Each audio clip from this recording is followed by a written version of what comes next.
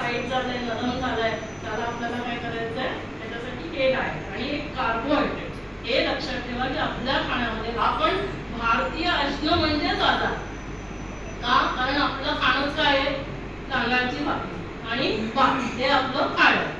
तर कार्बोहायड्रेट आपल्या खाण्यातनं काढून टाका. आपण गहू पण नाही घेते, ज्वारी, बाजरी, नाचणी, वरी हे जे सगळे आहेत त्याच्या भाकऱ्या घ्यायला सुरुवात करा. जसं मी सांगितलं 11 वाजता फळ, 1 वाजता फळ, 3 वाजता काय आहे सलाड आणि 5 वाजता जेवण घेते. त्या 5 वाजता जेवणामध्ये काय आहे, भरपूर डाळ घ्या, भरपूर भाजी घ्या. पण आपल्याला काय शिकवलं जायचं, लहानपणी भाजी म्हणजे तोंड लावणं आहे ना, तू भात घे भरपूर आणि भाजी एवढी. भाजी भरपूर खायची, जी भाजी मिळते ती खा. घरात तुमच्या आजूबाजूला दुधी भोपळा लावा, लाल भोपळा लावा आहे ना, बाकीच्या साध्या शिराळी, घुसाळी जे काय आहे त्याची भाजी घ्या. मूग डाळीचं वरण घ्या आणि ज्वारी, बाजरी, नाचणी, वरी ह्याचंच आपण भाकरी घ्यायची. एवढं केलं ना तर हे बाकीचे सगळे आजार आहेत ना, आपल्याला ब्लड प्रेशर, हार्ट अटॅक